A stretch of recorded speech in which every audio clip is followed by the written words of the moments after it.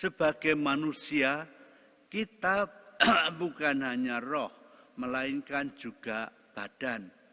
Dalam doa ini kita ikut sertakan juga badan kita, karena sikap badan kita juga mempengaruhi sikap batin kita.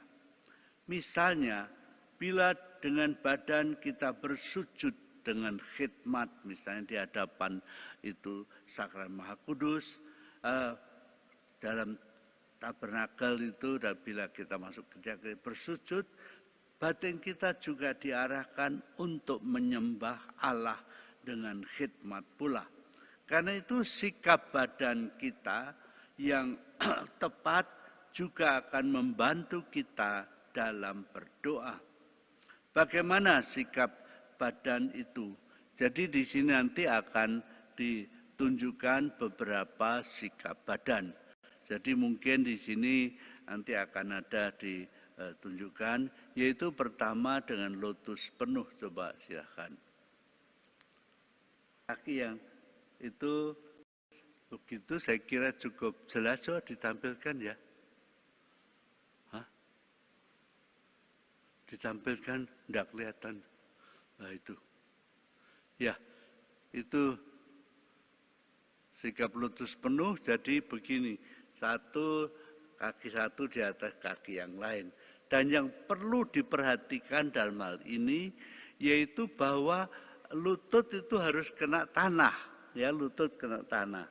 Dan karena itu, supaya bisa demikian, itu dibantu dengan bantal. Belakangnya itu bantal. Jadi duduk di pinggir, bantal di pinggir, tidak duduk di tengah. Kalau di tengah tidak bisa begitu. Atau coba mungkin bisa ditampilkan di layar, itu lotus penuh, gambar lotus penuh. Ya, nah ini mungkin lebih jelas ya. Jadi itu karena enggak pakai itu, dan demikian itu lebih jelas. Baik, jadi itu lotus penuh dari dua kaki begini, ini. Ini tentu saja bagi mereka yang bisa, yang mungkin yang muda lebih gampang, itu yang sudah tua, kalau belum pernah belajar ya sulit sekali. Jadi coba, terus sekarang bukan lotus penuh menjadi setengah lotus. Jadi setengah lotus itu artinya, lah ini cuma satu saja, satu kaki di atas itu yang lain. Nah, itu begitu. Lalu tangannya itu yang juga penting begini. Jadi begini. Jadi kalau tangan itu demikian, itu maksudnya supaya kalau kita konsentrasi ini demikian. Kalau kemudian agak melantur, tangannya tiba-tiba jatuh begini. Jatuh. Nah kalau tegang bisa begini. Nah, ini sebagai semacam itu. Coba ditampilkan gambar lagi itu ya, setengah lotus ya, saya kira mungkin di dalam foto ini lebih jelas ya, begitu. Oke. Lalu kemudian kalau itu tidak bisa, orang bisa sila biasa. Jadi sila biasa tidak ada kaki yang di atas paha, tetapi sila biasa. Coba ditampilkan juga fotonya. Nah ini lebih jelas ya, begitu, sila biasa, demikian. Nah, ini tergantung dari kemampuan. Bila orang bisa melakukan lotus penuh itu paling baik sebetulnya, tetapi itu butuh latihan. Jadi kalau baru pertama kali mungkin itu agak sakit atau susah, tapi kemudian pelan-pelan akan bisa. Lalu kalau tidak tadi, terus kemudian yang keempat yaitu duduk bersimpuh. Duduk bersimpuh ini seperti suster ini ya, coba. Lah itu simpuh. Ini kurang jelas juga ya, jadi simpuh begitu. Jadi duduk di atas kakinya. Itu mungkin gambar. Nah, ini mungkin lebih jelas ya gambar itu. Jadi bersimpuh itu gambar. Baik. Jadi itu karena misalnya di Jawa itu ada kebiasaan orang duduk begitu, jadi bisa cukup lama. Tetapi kemudian agak sulit kalau itu bisa memakai dari simpu itu di atas bantal ya, jadi sehingga itu kakinya lebih tertahan. Atau kalau tidak ya orang memakai dingklek kecil.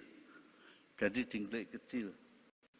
Nah, kalau melihat ini dingklek kecil lah, itu dingkleknya itu kita lihat ya agak sebelah belakangnya itu tinggi sedikit sehingga duduknya itu agak miring begitu, tapi tidak terlalu miring, itu membantu. Itu dari pengalaman itu membantu. Ya, dingklek kecil ini sebetulnya satu sarana untuk membantu lah, itu saya kira dalam foto ini saya kira jelas sekali ya gitu. Baik. Jadi itu kalau tadi tidak bisa memakai lotus, tidak bisa juga sila biasa, memakai duduk tadi pakai dingklek kecil. Kemudian juga itu kalau memang itu pun tidak bisa, orang bisa duduk di kursi.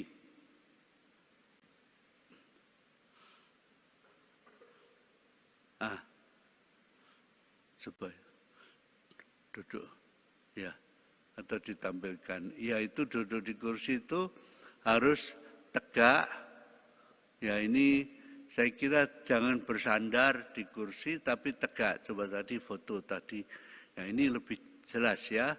Jadi itu, jadi tidak boleh bersandar, tapi supaya yang penting dalam semua sikap itu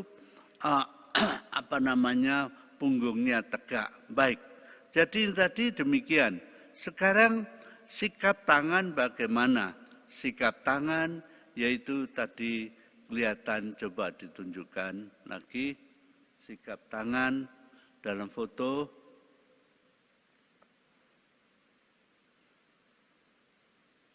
Ya, atau begini dah ya, kalau tidak ada. Sikap tangan itu begini. Jadi yang kiri tumpangan di atas tangan yang lain, ini demikian, lalu seperti saya katakan demikian. Nah itu, tetapi memang kadang ada orang lain yang tidak bisa begitu, ya terserahlah keadaan itu relatif, tapi itu bisa membantu, jadi demikian. Oke, baik, sekarang bagaimana kita melakukan doa Yesus ini? Jadi doa Yesus ini bisa kita lakukan bagi dalam tradisi gereja timur, orang memakai rumus yang panjang.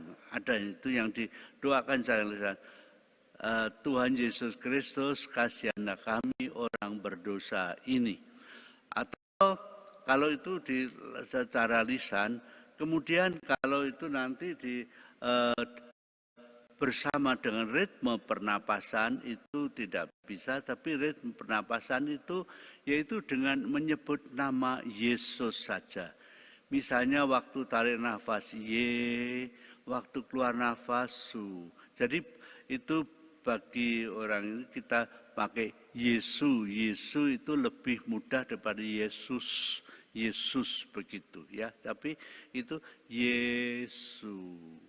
Waktu tarik nafas ye, waktu keluar nafas su. Jadi keluar nafasnya itu keluar lebih panjang. Jadi bernapaslah lewat hidung dan lewat perut begitu. Jadi begitu. Jadi demikian. Bagi orang tertentu kalau menyebut nama Yesus itu kok enggak sopan ya. Jadi merasa tidak bisa menyebut saja, kalau begitu pakailah nama Tuhan. Tuhan Yesus, Tuhan Yesus. Jadi tergantung dari kebiasaan dan sebagainya. Jadi kalau Tuhan itu ya Tuhan Yesus, Tuhan Yesus. Tapi bagi mereka yang tidak merasa jadi bisa menyebutkan nama Yesus saja, ya Yesus, Yesus dan sebagainya. Jadi itu yang kita lakukan yang di sini.